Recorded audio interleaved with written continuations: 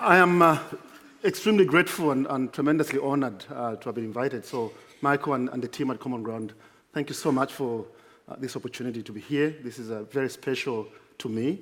And I think to be speaking in a church context is always going to be very special to me and very important to me as well. I was asked to reflect on my personal experiences and passion for the word team. And that is exactly what I'm going to do, is reflect on the word team in the context of what I do, and of course also throw in the aspect of my own personal why in terms of what I do, which you will find out a little bit later.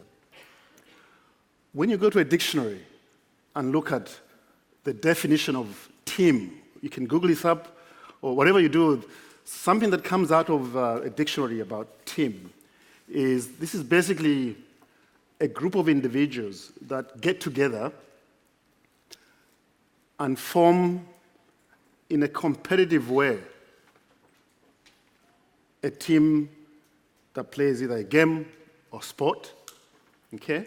So the emphasis is on coming together to win some sort of competition.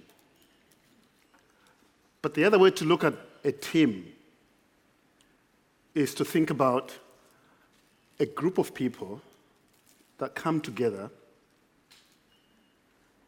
to form a team and work towards a common goal. A common goal. Not common ground, but common goal. That is part of a team. So what I'd like to do in the next 20 minutes or so, I've actually structured my talk a little bit into, I guess, 6 different sections. They're very brief. Everything will be condensed in the 20 minutes. So I'll kick off and tell you about who I am in very simple language in a few seconds. Then I'm going to tell you why I do what I do. And I will tell you what really fascinates me, what I find intriguing about what I do. And then I will tell you about how medicines are discovered, because the title of my talk is about why healthy teams change the world. What it takes, and I also give you a practical example of how this has been done as well. And of course, the implications and the other hidden benefits of doing this job. And I'll finish off with telling you why I think we've been able to do what we've been able to do. Okay, who am I? What do I do? So in layman's language, fortunately for Michael, I'm not a physicist, I'm a chemist. And chemistry is a central science. Anyone in this room, if you have not done any chemistry, I don't know what to say to you. But I'm actually, as a researcher, I really call myself a translational medicine researcher. So in my context, translational medicine is basically going from the lab, from the laboratory, underpinned by basic science, and move all the way to the patient, to the clinic. But not just this way. It's also the other way around, going from the patient, the clinic, back into the lab, underpinned by clinical research. So you can see these two extremes. There's a lab and there's a hospital, there's a clinic. So what I do is about bridging this gap, this chasm between the lab and the clinic. Why do I do what I do? They say it all looks easy when you know how, but it's never really easy. Ken was talking about planting a seed. Planting a seed, you don't really know what you're called to do, but you plant a seed. You have these big dreams, and you stick to those big dreams, and you are consistent. And one day, the watermelon that Ken was referring to matures and gives fruit to that seed. I see what I do as a calling from God. God is a worker. Michael said this at the beginning when he was introducing the session. God is a worker, but God also is a creator. God is creative. And so I see my role, my science, and what I do as a calling to partner with God as a worker and as a creator, but for me, also to use science for development. To use science for development, I'm looking not just at creating new knowledge that contributes to medicine or basic science or clinical research, but also the health and economic benefits of science. And that's how I feel that I'm actually called, and this is my mission. And I found this calling. A seed was planted many, many years ago, and now it's grown into this melon where I can say why. I can provide an answer to why I do what I do. Now, the big question I often want to ask myself is, what fascinates you? Whatever you do, what fascinates you? What gets you excited? I used to find physics, by the way, very dry. Sorry, apologies to anyone who's done physics, but I found it very, very dry. But chemistry is, oh my goodness me, it's like falling in love. My wife is sitting in the audience over there. When you fall in love, you don't have to explain anything. You just fall. There's nothing to explain there. But this is really what I find fascinating about what I do. And I think I'd like to quote one of my favorite scientists of all time. This is a French scientist. He was a biologist, he was a microbiologist, and he was a chemist. It's very rare to find this combination of one person with this. And this is a great Louis Pasteur. And Louis Pasteur is actually extremely well known in the scientific field. And you will see in a second that he's also well known. As long as you don't listen to Michael about the way you drink your coffee, you don't put something there that makes it white, and you will see this name will come up. This is Louis Pasteur. And actually, Louis Pasteur, and I'll read a quote for you, but this is really, one of his claim to fame, of course, is he is very well known for a number of discoveries, including actually looking at the principles of vaccination, fermenting bugs, microbial fermentation, and of course, pasteurization. Pasteurized milk from Pick and Pay or Woolies. I don't know which one stays longer. I won't tell you. I prefer to buy my milk from somewhere else, and I prefer to have my coffee with milk because of Louis Pasteur. But this is what he has to say about discovery, and this is what really intrigues me about this. It's a very, very short quote. He says the following: "To know how to wonder and question is the first step of the mind toward discovery." Actually, there's another quote which I didn't mean to say, but I've just got it now. He said, "Wine, a bottle of wine, contains more philosophy than all the books." That's what he said as well, but that's not the reason why I like him. I like him for the other quote I'm putting there. So I often wonder, as Louis Pasteur was talking about, I often wonder many, many questions that I ask myself about my calling, about my translational medicine. And I ask the following questions, which I'll try to share with you some answers, and where answers are not even possible in some cases. I ask myself the question, what causes disease? Second question, why and how do medicines work? And the third question is, how do you discover medicine, and what does it take? And I'm going to share with you in the next few minutes or so some of the answers. But think about disease for a second. And I think, put it very, very simply, you can think about disease really being caused by three things in a very, very broad sense. So one cause of disease is the infestation of the human host by a foreign organism. So this is an invasion of the human host, let's say by bacteria or a parasite or a virus. So that's one way to do it, to think about what causes disease that presents itself in a particular way when the symptoms manifest themselves. The second cause of disease is what you can say, broadly speaking, a chemical imbalance. Too much of something or too little of something. And the third cause of disease is something that we often associate with the word cancer. So this is abnormal cell growth. So when cells grow, there must be division, so we have different types of cells, but also, of course, they don't just increase, but they also multiply. When the two things become uncoupled, things go crazy, and then we say somebody has cancer or this type of cancer. Cancer is an umbrella name that represents more than 100 different diseases that are characterized by abnormal cell growth. Okay, that's the three things that cause disease. You go on to the question, I'll come back now. The second question I posed was, why and how do medicines work? And I'll say this up front to you, that I don't know why and how. God knows why and how.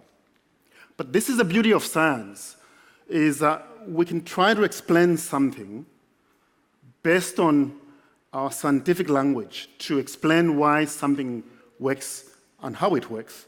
So this is not witchcraft. This is not juju. And of course, I must be careful when I say juju, because juju is the name of a politician. I must be very careful to do that. But why do medicines work? And I told you up front, I don't really know the answer. God knows the answer. But I'll say this as a chemist to understand this, okay? The human body, as you are sitting to me, listening to me now talking, why are you alive? And I can see you alive, is there are essential biochemical reactions that are happening. They are happening to do things that when we say we are normal, we all behave normally because things are working normally. So, because the human body is a chemical laboratory, as a chemist and not a physicist, as a chemist, when you throw a medicine into the body, what is a medicine? It's a chemical.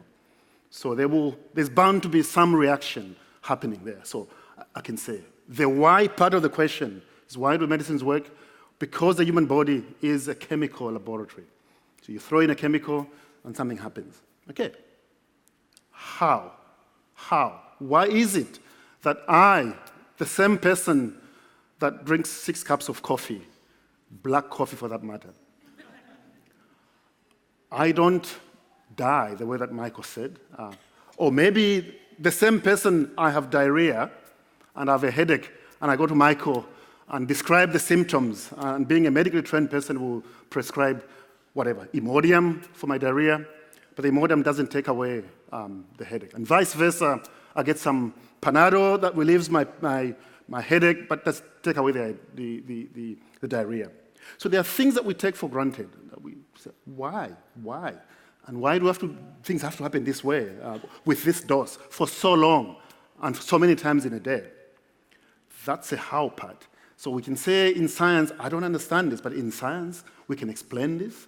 We can say medicines do what they do because of specific interactions between the medicine, the molecule, and the biological target.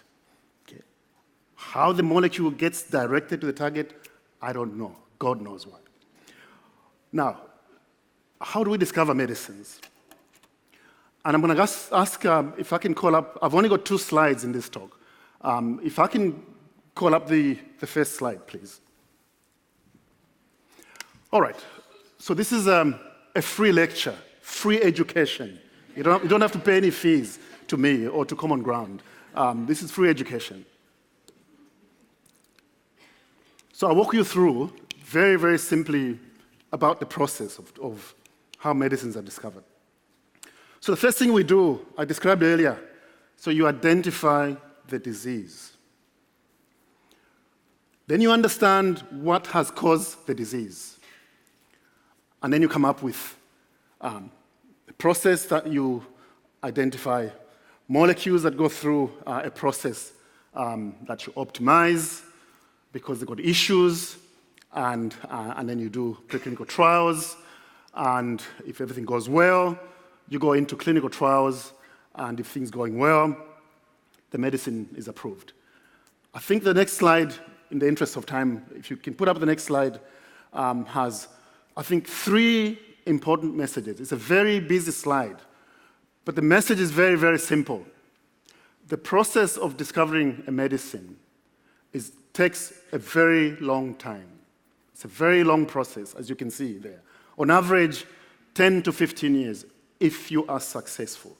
And you're not always successful, because some things actually don't even make it. They don't see the day of light. They don't even go to clinical trials. They don't see, we call it the valley of death. Things die, projects die, molecules die. They don't see the day of light. But the message here also is that it's a very expensive process. It's a very expensive process that people can spend up to $2 billion to get one successful drug. The attrition rate is extremely high. It's extremely, extremely high. But importantly, the message here in the context of the team, which I'll go back to before I finish off, is the different steps that are involved and the different disciplines that you require to move from the preclinical phase of discovery to the clinical, to the approval process, to post-marketing surveillance, requires many, many disciplines to be brought together.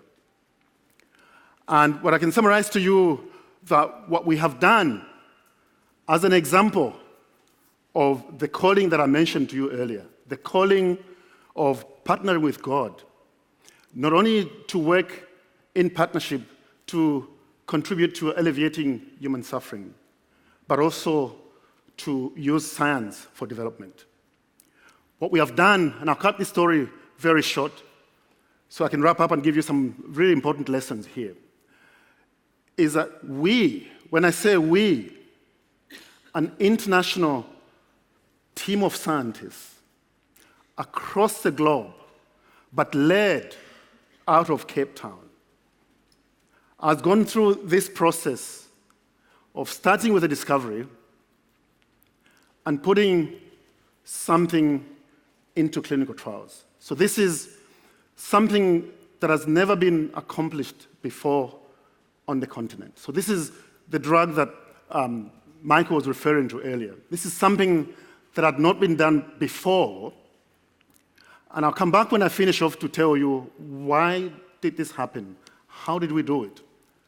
But the message here is this: the calling to use science for development and think about partnerships, recognizing the partnerships that are required to move a project from the lab to the clinic requires partnerships. Requires partnership and teams of scientists with integrated skills. Now, the malaria story is just one story. What I'm most proud of myself personally, when you start planting a seed and it gives you a watermelon that Ken was referring to, you want to be able to do that again and again and again. It's not a once-off, it must be a way of life. What I'm most proud of is really the following. In addition to putting a drug into clinical trials, something unprecedented, even when it happened, to me as a Christian, it was a miracle. It was God's miracle. It was unbelievable and unexpected and unimaginable. But here's something else as well. This continent, this country, has never known how to do innovative discovery of medicines. In the process of doing this, we have managed for the first time to create the relevant infrastructure and technologies that never existed before. But also, we've managed to set up the first and only drug discovery center on this continent, which is not just unique in the African context, it's unique in a global context. Because to find the setup we have at the University of Cape Town, in a university environment, normally this would be a standalone company somewhere else. But also, it's not about doing it once. It's how do you sustain it? We've built really a very good portfolio, innovative portfolio of projects across multiple diseases, not just malaria, but we've added TB, and much more recently we've added antibiotic-resistant microbes. We've raised millions of rands into foreign direct investment that has come to South Africa and really contributed to job creation. We've now actually, as I speak to you, expanded our network to include other partners in Africa so that we can expand the ecosystem and community of doing drug discovery. So we can seed an innovative pharmaceutical industry that will seek to address the challenges that we face. But that took the seed to be planted out of Cape Town to unlock millions of rand that are now becoming available to other African partners in African countries to get together and begin to think about working on partnerships. Let me finish off and just say this in conclusion. Why have we been able to do what we've done? The discovery of medicines, I wish I had more time to lecture on this, is about an interdisciplinary. Now, there is a difference between interdisciplinary and multidisciplinary. Interdisciplinary speaks to the interdependency of the disciplines that are involved in that process. So this is an interdisciplinary team-based science. It's an operation that requires a dedicated team of scientists with integrated skills, working together, where each discipline, each individual, and each team member is indispensable to the operation. Very much like the church, very much like the body of Christ, as the Apostle Paul speaks about in 1 Corinthians chapter 12. It's about bringing your gift and your talent to the table. Thank you very much.